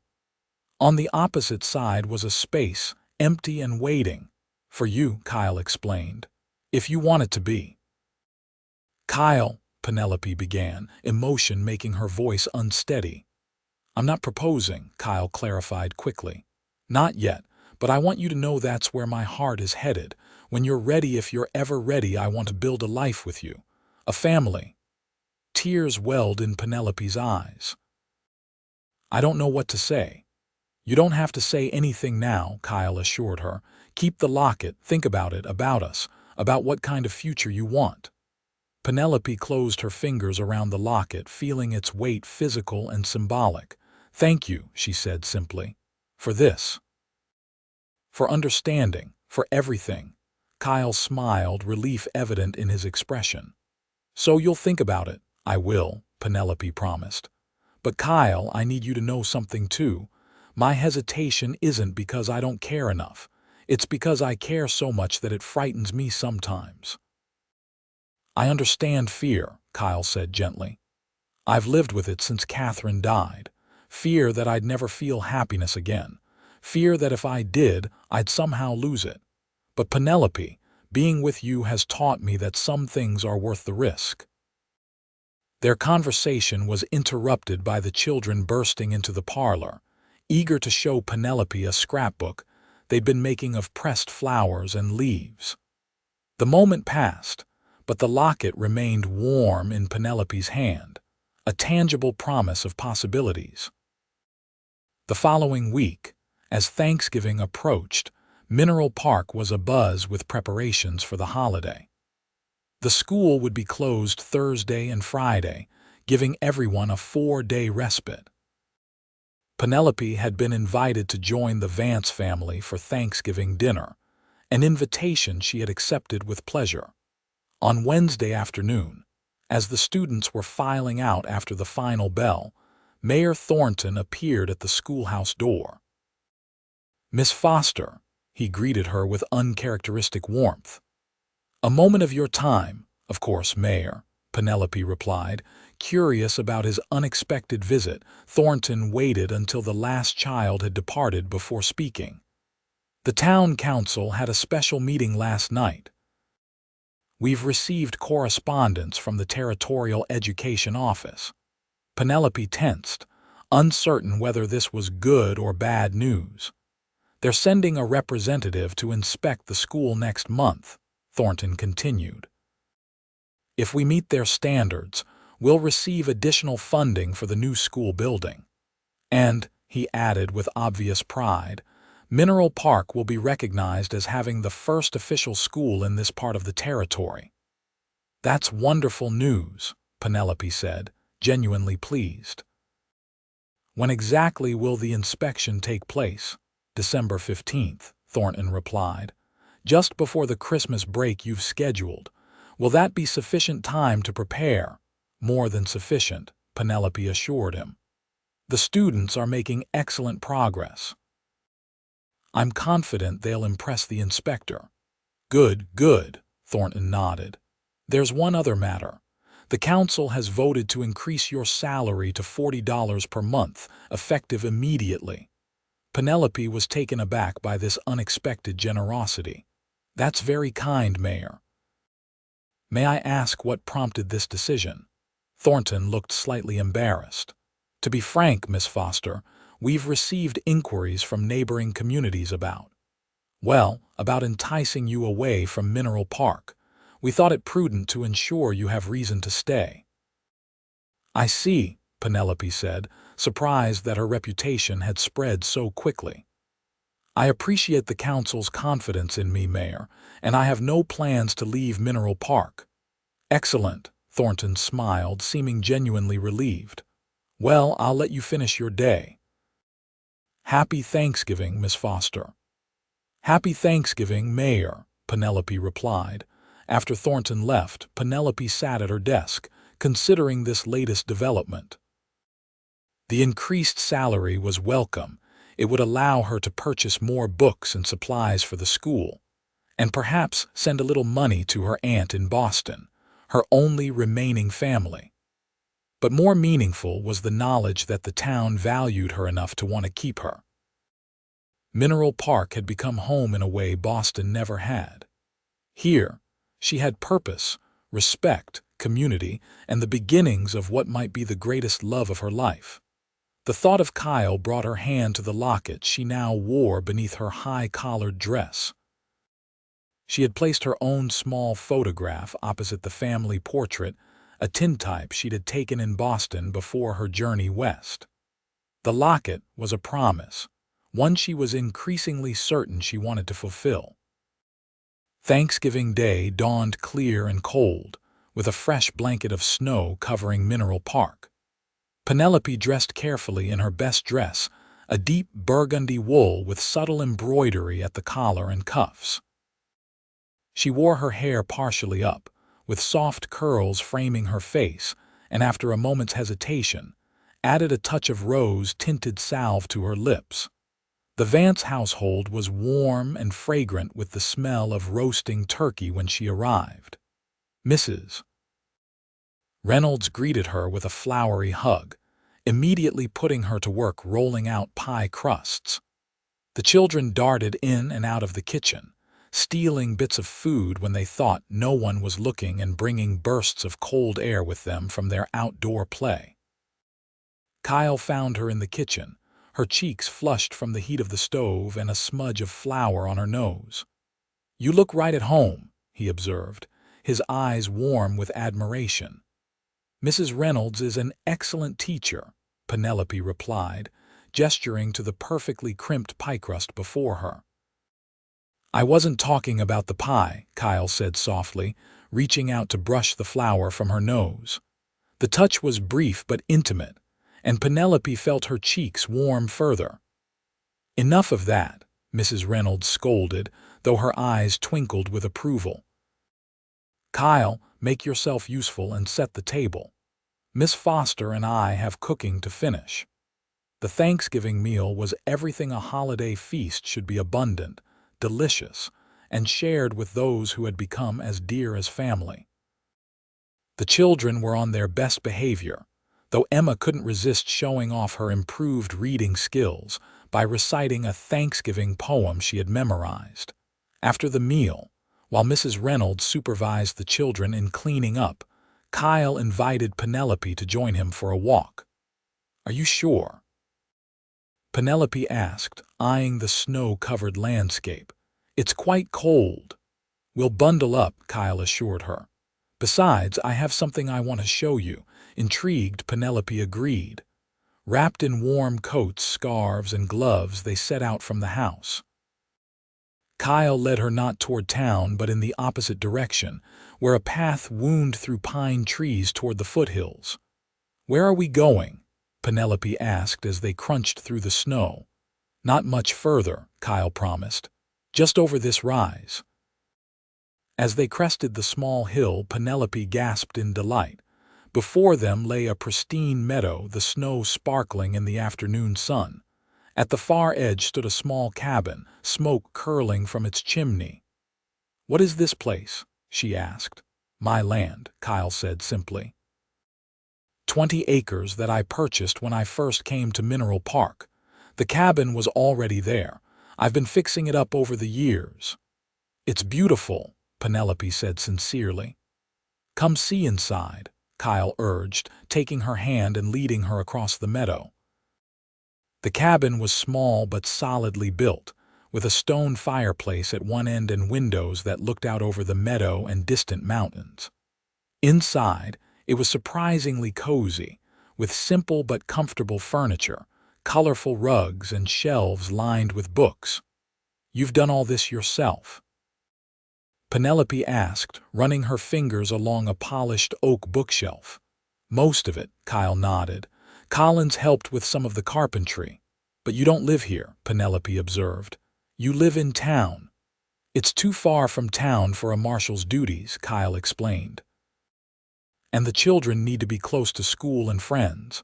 But someday—" He trailed off, looking around the cabin with a wistful expression. "Someday," Penelope prompted gently. Kyle turned to face her, his eyes serious. "Someday I'd like to live here. Build a proper house. The cabin could be a guest house or a study. Raise horses. Maybe see if the children want to stay, though the older ones will likely have their own plans by then." "It sounds wonderful," Penelope said softly. "I think so too," Kyle agreed. "But something's been missing from that vision, until recently." Penelope's heart quickened. "What was missing?" Kyle took her hands in his. "Someone to share it with, someone to build that life with." He paused, his eyes searching hers. "Penelope, I brought you here today because I wanted you to see this place, to see what might be possible, if you wanted it." "Kyle," Penelope began, emotion making her voice unsteady. "I'm not asking for an answer today," Kyle assured her. "I know you need time. I just wanted you to know what I'm offering, not just my heart, but a home, a future." Penelope looked around the cabin, then back at Kyle, seeing the hope and vulnerability in his eyes. In that moment, all her carefully reasoned hesitations seemed to evaporate. What was she waiting for? Some guarantee that life would be perfect, that no heartache would ever touch them. Such guarantees didn't exist. What did exist was this good, honorable man who had known profound loss, yet found the courage to love again. What existed was the family they might build together, the life they might share. "Kyle," she said again, this time with certainty in her voice. "I don't need more time." His expression froze, uncertainty flickering in his eyes. "I love you," Penelope said simply. "I love the children. I love the life we could have together. Yes, there are complications, but none that matter when weighed against what we would gain." "Penelope," Kyle whispered, his voice rough with emotion. "Are you saying—" "I'm saying yes," Penelope smiled through tears that had begun to form. "Yes to this future. Yes to us." Kyle's face transformed with joy, and he pulled her into his arms, holding her as if she were the most precious thing in the world. When he finally drew back, his eyes were suspiciously bright. "I love you, Penelope Foster," he said, his voice thick with emotion. "More than I can put into words." "Then don't use words," Penelope suggested softly. Kyle needed no further invitation. His lips found hers in a kiss that began gently but quickly deepened, expressing everything that words could not. Penelope responded with equal fervor, all propriety forgotten in the joy of finally acknowledging what had been growing between them since that first day at the train station. When they finally parted, both breathless, Kyle rested his forehead against hers. "I should have done that weeks ago," he murmured. "Better late than never," Penelope replied with a smile. They returned to the house hand in hand, cheeks flushed from more than just the cold. The children, perceptive as ever, exchanged knowing looks while Mrs. Reynolds merely nodded in satisfaction, as if a long-anticipated plan had finally come to fruition. That evening, as Kyle walked Penelope back to the schoolhouse, they discussed practical matters: when they might marry, how to tell the children, what arrangements would be made for the school and Penelope's living situation in the interim.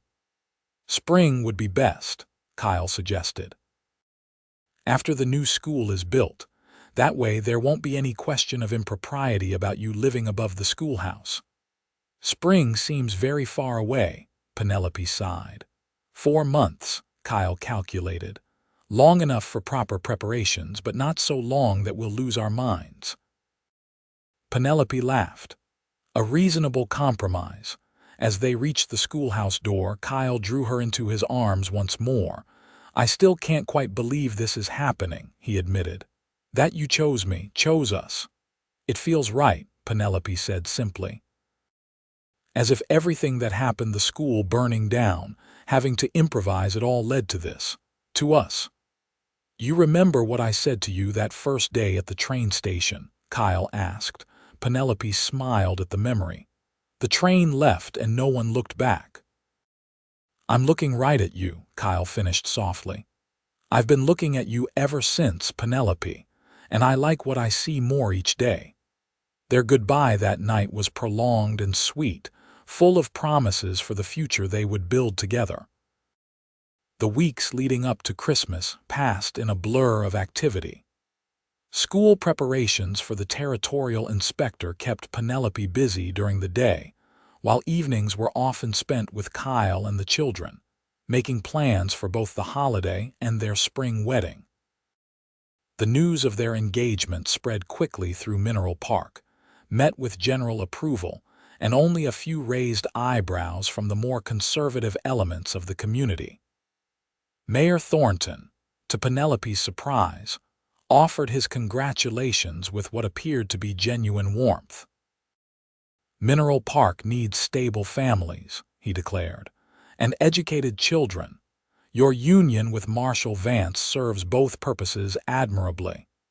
The territorial inspector's visit on December 15th proved to be a triumph. Mr. Hargrove, a serious man with spectacles and a meticulously trimmed beard, spent the day observing classes, examining student work, and interviewing Penelope about her methods and curriculum. "I must say, Miss Foster," he concluded as the school day ended, "I am most impressed with what you've accomplished in such a short time and under such challenging circumstances. The students show remarkable progress, particularly in reading and mathematics." "Thank you, Mr. Hargrove," Penelope said, relieved by his positive assessment. "The children work very hard." "As do you clearly," Hargrove observed. "And I understand congratulations are in order. You're to marry the town marshal in the spring." "Yes," Penelope confirmed, a smile lighting her face at the mention of her engagement. "In April, after the new school is built." "Excellent timing," Hargrove approved. "I'll be recommending full funding for the new school building, as well as an annual stipend for books and supplies." "Mineral Park is fortunate to have you, Miss Foster." The Christmas program at the school was another success, with students performing recitations, songs, and a simple nativity play for their families and the community. Even James Miller, who had initially been so resistant to education, participated enthusiastically, having discovered a talent for dramatic reading that surprised everyone, including himself. Christmas Day brought a heavy snowfall that transformed Mineral Park into a winter wonderland.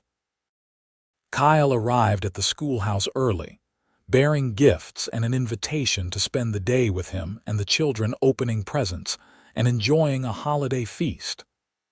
"I have something for you as well," Penelope told him, retrieving a carefully wrapped package from beneath her small Christmas tree. "Open it now while we're alone." Kyle unwrapped the gift to reveal a handsome leather-bound journal, its cover embossed with his initials.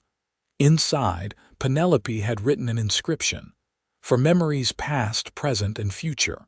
All my love, Penelope." "It's perfect," Kyle said, clearly touched by the thoughtful gift. "But how did you know I've been thinking about keeping a journal? You mentioned once that your father kept one," Penelope reminded him, "and that you regretted not having his thoughts and memories preserved that way." "You remembered that," Kyle marveled. "It was just a passing comment months ago." "I remember everything you tell me," Penelope said simply. Kyle set the journal aside carefully, then reached into his coat pocket. "I have something for you too. Something that should have been yours from the beginning." He withdrew a small velvet box, not the one that had contained the locket, but a new one, slightly larger. Inside was a ring, a delicate gold band set with a modestly sized diamond flanked by small sapphires. "Kyle," Penelope breathed, admiring the beautiful piece. "It was my mother's," Kyle explained as he slipped it onto her finger. "My father gave it to her when they'd been married 10 years. He saved for it, put aside a little from each month's pay until he could afford something worthy of her." "It's beautiful," Penelope said, blinking back tears of happiness. "I'll treasure it always." The ring sealed their commitment in a tangible way, making their future together seem even more real and immediate. As they made their way through the snow to Kyle's house, where the children waited impatiently to open their gifts, Penelope felt a deep sense of contentment and rightness. This was the life she had come west to find, though she hadn't known it at the time. A life of purpose, community, and love. A life built on courage, resilience, and hope for the future. The winter months passed with surprising swiftness, filled with school days, wedding preparations, and the steady progress on the new school building. By March, the structure was nearly complete, a handsome building of red brick with large windows, separate classrooms for different age groups, a small library, and comfortable living quarters for a teacher, though Penelope would no longer need them after the wedding. As April approached, Kyle's cabin in the meadow underwent its own transformation. With the help of friends and neighbors, it was expanded into a proper home, with additional bedrooms for the children, a larger kitchen, and a covered porch that wrapped around 2 sides, offering views of both the meadow and the distant mountains. The wedding was set for April 15, 1882, exactly 6 months after Penelope's arrival in Mineral Park. The entire town was invited to the ceremony, to be held in the church, with a reception to follow on the grounds of the new school, a fitting location.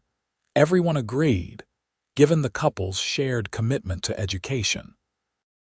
The night before the wedding, Penelope found herself unable to sleep, too excited and nervous to find rest.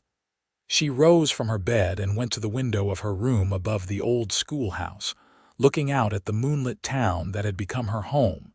So much had changed in 6 months.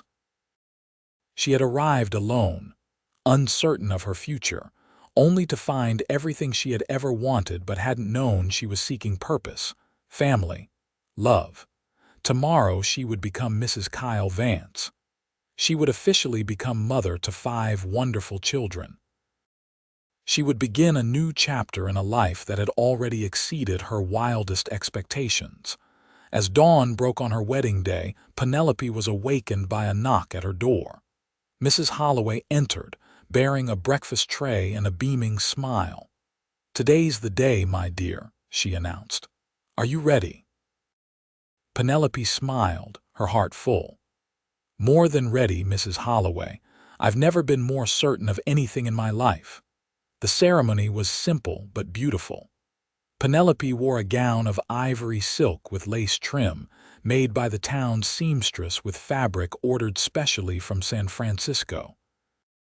Abigail served as her maid of honor, while the younger children performed their duties as flower girl, ring bearer, and junior attendants with varying degrees of success. Emma got distracted halfway down the aisle and had to be gently redirected by Sarah. Kyle, handsome in a new suit, waited for her at the altar with an expression of wonder and devotion that brought tears to Penelope's eyes. When she reached him, he took her hands in his and whispered, "You're the most beautiful sight I've ever seen." Their vows were traditional but spoken with deep sincerity. As the minister pronounced them husband and wife, the church erupted in applause, led enthusiastically by the Vance children. The reception at the new school was a town-wide celebration, with tables laden with food contributed by nearly every household in Mineral Park. The schoolyard had been decorated with flowers and ribbon, and a local fiddler provided music for dancing. As the sun began to set, casting a golden glow over the festivities, Kyle found Penelope speaking with Mrs. Walsh. "May I steal my wife for a moment?" he asked with a smile that still made Penelope's heart skip a beat. "Of course," Mrs. Walsh agreed readily. "Congratulations again to both of you." Kyle led Penelope to a quiet corner of the schoolyard. "Are you happy, Mrs. Vance?" Deliriously, Penelope assured him, savoring the sound of her new name. "And you, more than I ever thought possible," Kyle said, drawing her close. "Do you know what I keep thinking about?" "What?" Penelope asked, looking up at him. "That train," Kyle said with a reminiscent smile. "The one that left you standing alone on the platform 6 months ago. If it had been on time, if the school hadn't burned down, if a dozen other things had happened differently. We might never have found each other," Penelope finished for him. "Exactly," Kyle nodded. "It makes me grateful for all the things that went wrong, because they led to everything going right." Penelope reached up to touch his face, her wedding ring catching the last rays of sunlight. "The train left and no one looked back," she quoted softly. "I'm looking right at you," Kyle replied, echoing his words from that first meeting. "And I always will be." As the stars began to appear in the darkening sky, Kyle and Penelope Vance shared a kiss that was both an ending and a beginning, the conclusion of their separate journeys, and the start of the life they would build together in Mineral Park. A life full of love, learning, and the boundless possibilities that came from having the courage to begin again. Epilogue: 5 years later, the summer fair in Mineral Park had become an annual tradition, a time for the community to come together and celebrate the prosperity that had transformed the once struggling mining town into a thriving center for the surrounding region. The fairgrounds, located on the edge of town, bustled with activity booths selling crafts and food, competitions for everything from pie baking to horseshoe throwing, and displays of student work from what was now known as one of the finest schools in the Arizona Territory. Penelope Vance moved through the crowd, stopping occasionally to greet friends and former students. At 30, she carried herself with the quiet confidence of a woman who knew her place in the world and was content with it. Though she no longer taught full-time, that role had been assumed by Miss Wilson. A capable young woman from Denver, Penelope still served on the school board and taught special classes in literature and history twice a week. "Mrs. Vance," called a young man's voice. James Miller, now 21 and running his father's general store, approached with a shy young woman on his arm. "I'd like you to meet my fiancée, Clara. She's just arrived from California." "It's a pleasure to meet you, Clara," Penelope said warmly. "Welcome to Mineral Park." "James has told me so much about you," Clara replied. "He says you're the reason he stayed in school, even when he was determined to quit." James looked embarrassed but didn't deny it. "Best decision I ever made, except for asking Clara to marry me, of course." Penelope smiled, remembering the resistant 16-year-old who had challenged her authority that first day of school. "I'm very happy for both of you." As James and Clara moved on, Penelope continued her circuit of the fairgrounds, finally arriving at the display of student artwork. There, supervising a group of children, was Abigail Vance, now 19 and a teaching assistant at the school. Her auburn hair was pulled back in a practical bun, and she moved among the younger children with natural authority. "Aunt Penny," called a small voice, and Penelope turned to see 3-year-old Thomas Vance running toward her, his father following at a more measured pace. Penelope caught the boy in her arms, lifting him for a kiss. "Hello, my love. Are you enjoying the fair?" "Papa bought me candy," Thomas announced, displaying sticky fingers as evidence.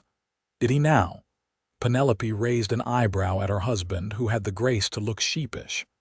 "Just a small piece," Kyle defended himself, leaning in to kiss his wife's cheek. "How are you feeling?" "Perfectly well," Penelope assured him, automatically placing a hand on her rounded belly, where their second child, a daughter, they hoped was due in 3 months. "Though my feet might appreciate a rest soon." "Then let's find a place to sit," Kyle suggested, taking Thomas from her arms and offering his free hand to his wife. "The older children are helping with the horseshoe tournament, and Mrs. Reynolds is judging the pie contest. We have a rare moment to ourselves." They found a bench beneath a large oak tree, where they could observe the fair activities while enjoying a slight breeze that tempered the summer heat. 5 years, Penelope mused as they watched Thomas play with a toy horse at their feet.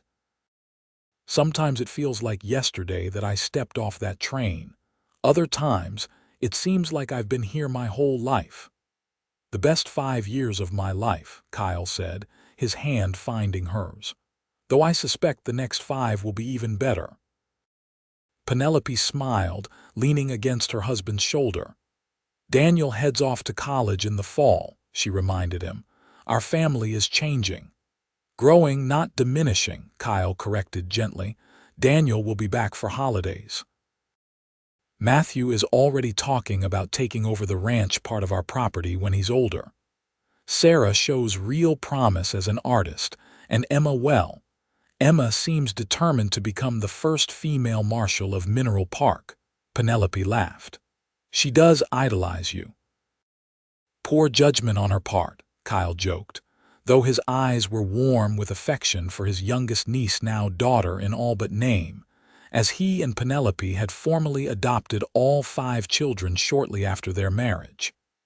"You're a wonderful father," Penelope assured him, her voice softening. To all 6 of them, Kyle's expression grew serious. "I never thought I'd have this, you know. After Catherine, I convinced myself that part of my life was over, that I didn't deserve another chance at happiness." "And now," Penelope prompted gently. Kyle smiled, placing his hand over hers where it rested on their unborn child. "Now I know better. Life isn't about what we deserve, good or bad. It's about what we build from the materials we're given, however rough or unexpected they might be. Like a school in an abandoned trading post." Penelope suggested with a smile. "Exactly like that," Kyle agreed. "You taught me that, Penelope. You showed me that new beginnings are possible, even when it seems like everything is lost." Thomas, tired of his solitary play, climbed into Kyle's lap, his small head nodding as the excitement of the day caught up with him. "I think someone needs a nap," Penelope observed, smoothing the boy's dark hair so like his father's. "We could take him home," Kyle suggested. "Have a quiet hour to ourselves before the closing ceremonies." The home Kyle referred to was no longer the cabin in the meadow, though that still stood and served as a guest house. Instead, they had built the larger house Kyle had once envisioned, a comfortable 2-story structure with enough rooms for their growing family. And the frequent visitors they hosted, former students, territorial officials interested in their educational methods, and relatives of the children from distant parts. "That sounds perfect," Penelope agreed, rising carefully from the bench. As they made their way through the fairgrounds toward home, they passed the territorial governor who had come to award prizes for the various competitions. "Marshal Vance, Mrs. Vance," he called, approaching them with an outstretched hand. "Just the people I wanted to see." Kyle shook the governor's hand, adjusting the now sleeping Thomas in his other arm. "Governor Harrison, we're honored by your visit to our fair." "The honor is mine," Harrison assured them. Mineral Park has become something of a model for the territory, a mining town that successfully diversified its economy and established educational standards that rival those back east. Much of that is due to your leadership. "You're very kind, Governor," Penelope said, "but the credit belongs to the entire community. Everyone contributed to building the school and supporting education. True leadership inspires others to act," Harrison observed shrewdly. "Which is why I've come with a proposition, Marshal Vance. The territorial legislature is establishing a new position, Commissioner of Education. The role would involve traveling throughout Arizona, helping communities establish schools modeled after what you've accomplished here." Kyle looked surprised. "I'm not an educator, Governor. My wife would be much better suited. The position requires someone who understands both education and law enforcement," Harrison interrupted. "Someone who can navigate the various challenges our more colorful communities present, and it would only require travel for part of the year. The rest of the time you could continue as marshal here if you wished." "It's an honor to be considered," Kyle said carefully, "but I'd need to discuss it with my family." Of course," Harrison nodded. "No rush. The position won't be officially created until January. Think about it, both of you, and enjoy the rest of the fair." As the governor moved on, Kyle and Penelope exchanged a look of mingled surprise and consideration. "What do you think?" Kyle asked as they resumed their walk home. "I think," Penelope said thoughtfully, "that you would be excellent in such a role. You understand what education can mean to a community, and you have the practical experience of helping build a school from nothing." "It would mean travel," Kyle pointed out. "Time away from you and the children." "For part of the year," Penelope reminded him, "and what an opportunity to help other communities, other children."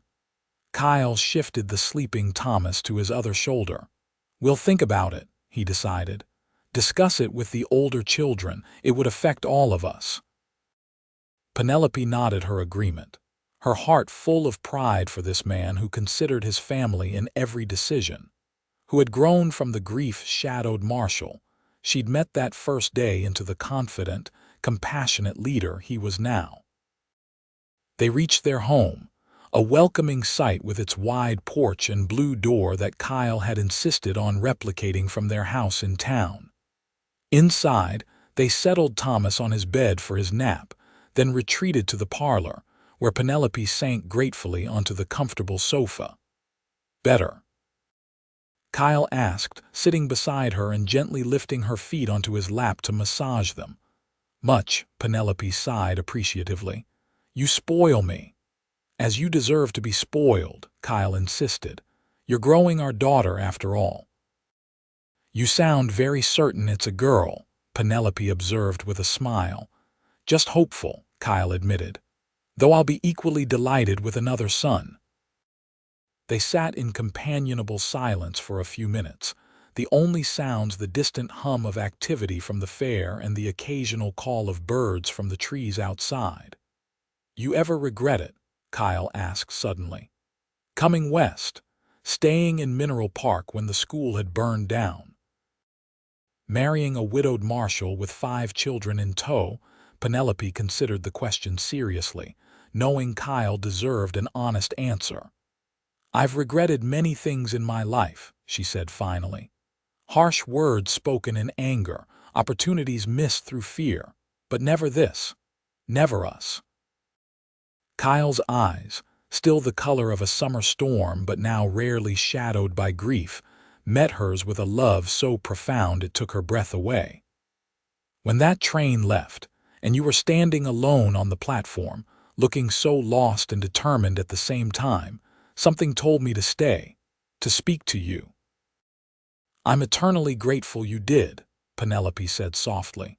"The train left and no one looked back," Kyle murmured, echoing the words that had become a kind of touchstone for them over the years.